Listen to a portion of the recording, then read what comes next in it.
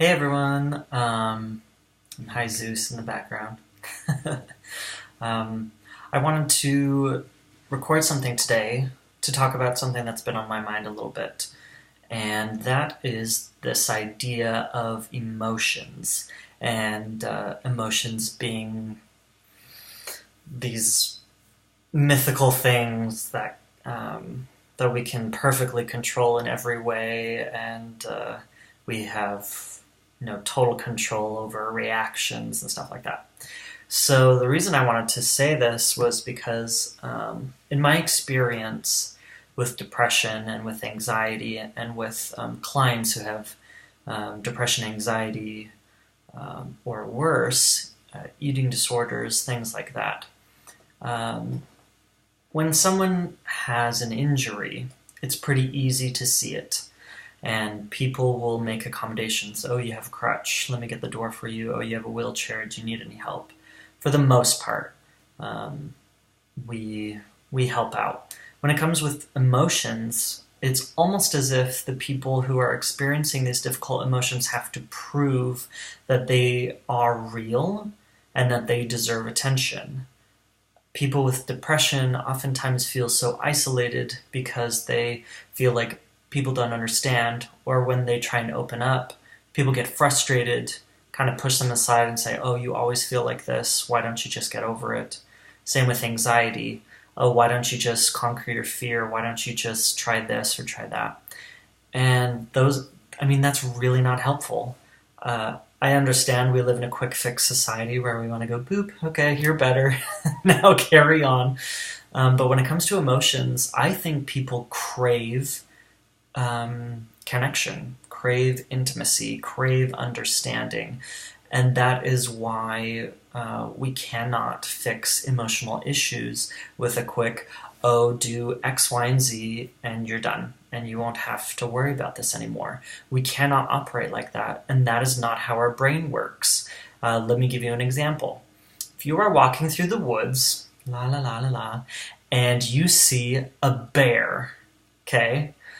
Something is going to kick in your brain telling you to either run or freeze, okay? Fight or flight. It's right here in the base of our brain, and it keeps us safe. We've had it for thousands and thousands of years, and it's very important for our survival. So, your brain is going to kick in. This part of your brain, right up here in the front, where your critical thinking is, turns off. It's gone. And you will most likely run, depending on the situation. Now, one of the great things about that is it's allowed us to survive for thousands of years, and one of the crappy things about that is it kicks on a lot, and it hurts us because we're trying to figure out how to deal with difficult emotions. But if a reaction from someone or some news or something activates that system, this part of the brain turns off, and you can't even think straight anymore. And I tell clients that all the time, to give yourself a break. If someone has just been nasty to you, if something terrible has just happened, and you react very strongly or very negatively or in whatever way that you don't like, you kind of look at yourself and say, oh, I shouldn't have done that. Well, you are doing what your brain is programmed to do. You have this fight or flight instinct. It is going to kick in whether you like it or not, and it is there as a protection. So people who, and I've had lots of experience with this, people who, with my depression, when I'm talking about it, and they say, oh, it's just an attitude problem. It's not an attitude problem. Neither is anxiety, nor is an eating disorder, or schizophrenia, or any other mental illness. These are not things to just get over. It is impossible to just flip a switch and be done with them.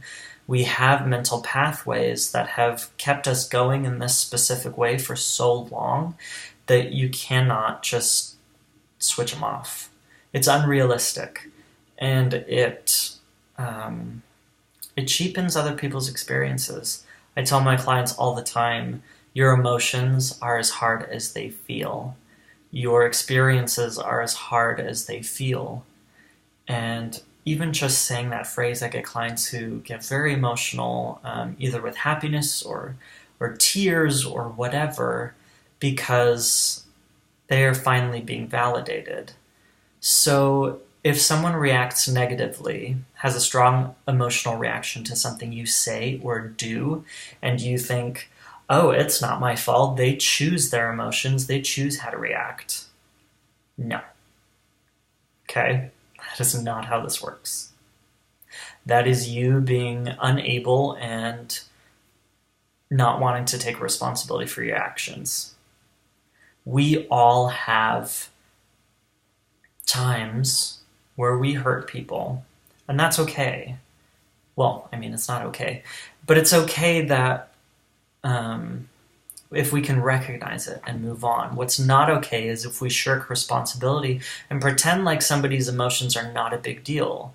Somebody's internal way of thinking, the way they see the world, the way they experience the world, is just as valid as yours. And I bet you would like attention to your internal world when you're having a hard time. So it's not okay to turn to someone and say, hey, get over it. It's just an attitude. Just think your way out. Or do X, Y, and Z. That's not how it works. We have to be willing to take responsibility for our actions. And when we do take responsibility for our actions, like, things open up amazingly. Even in my personal life, taking responsibility for my actions, being willing to say, I'm sorry. Being willing to clarify. Being willing to do these things has strengthened my experiences, has strengthened my intimacy with people, has made me a better person. And I think it's because as I have strived to become more open, to be more respectful of people's emotions, to be more open to being told that I'm wrong or being told that I hurt someone, I open myself up to growth. And as I continue doing this, more and more people pick up on it. You know, we're good at picking up on traits of people, and more people will be willing to open up to me on a personal and professional level. More people will open up. More people will feel comfortable. More people will notice that I respect their internal emotional struggle. And that creates great things. I mean, it creates connections for me. It creates connections for them. It builds us both up. I'm in a constant state of learning, especially with my clients. I tell them all the time, you are an expert on your life. I didn't go to school for 6 years to say, oh, hey, Jessica, I know exactly what's going wrong with you because I read about you in my textbook, and let's just do these simple things and you'll be fine. I didn't study Jessica. I studied psychology. I studied counseling. I studied empathy. And all of these skills in order to help people be their best self. I'm just there as a guide to say, hey, let's try this and see if that helps. I'm not there as an advice giver. I'm not there to say, oh, you're doing this wrong. I'm there to pretty much just open horizons, open doors, and say, maybe we should try this and see what happens. And then another big thing that I'm there for is to tell them, it's as hard as it feels. You are okay as an individual. There's nothing wrong with you. There's nothing you should be doing.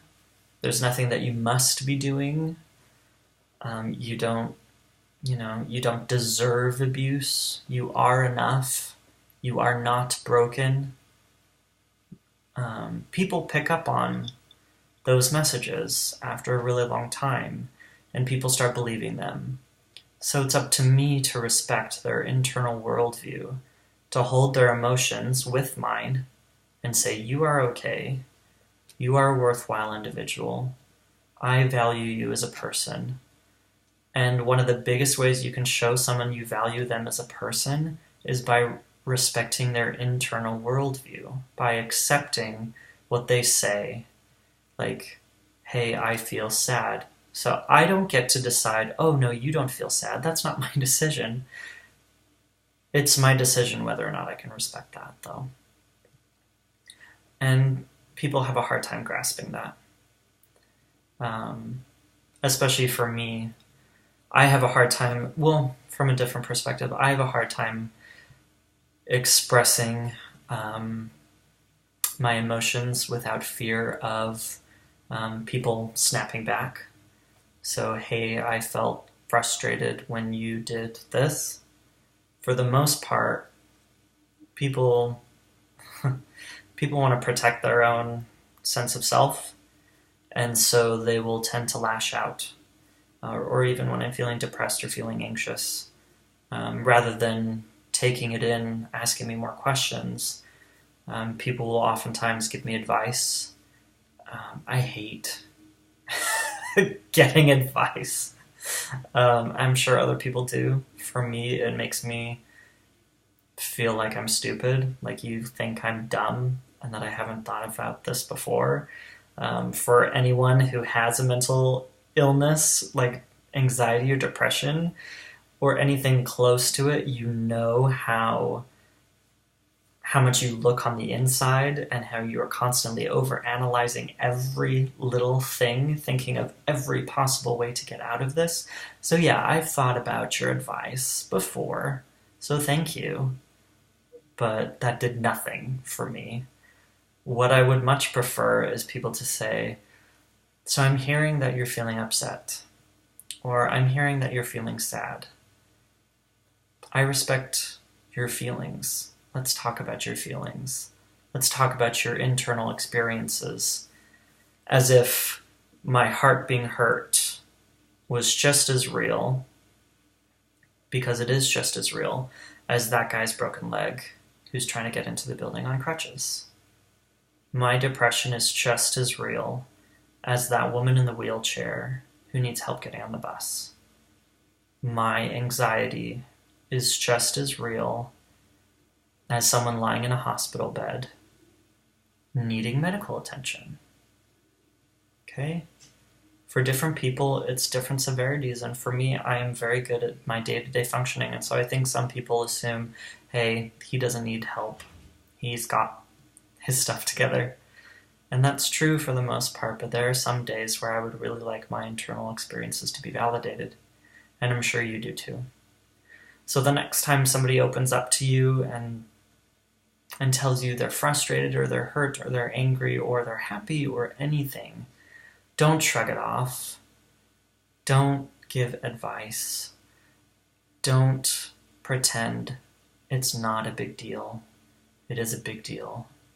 It's as hard for them as it feels.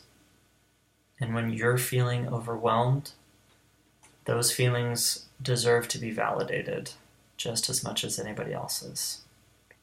So take responsibility for your actions. And yes, you can't control how people react to you. But at least you can say, I respect where you're coming from. I'm sorry I hurt your feelings. Let me tell you my true intentions behind what I said. Let me explain to you where I'm coming from, rather than just throwing something in their face and leaving, or throwing something in their face and blocking them online. That doesn't help anyone. It cheapens their experiences, and it cheapens your ability to be empathic. Okay. That's my video today. If any of you have any questions for me, please leave comments, leave suggestions. I'd love to keep talking about this stuff. I've actually been considering doing like a little live show where people can comment, ask questions, and I can talk about them. Almost like Frasier, if you guys are familiar with that show, but doing it on YouTube instead of the radio. So thank you for tuning in. I hope to hear from you guys soon. And yeah, happy mental health. Positive mental health to you and yours.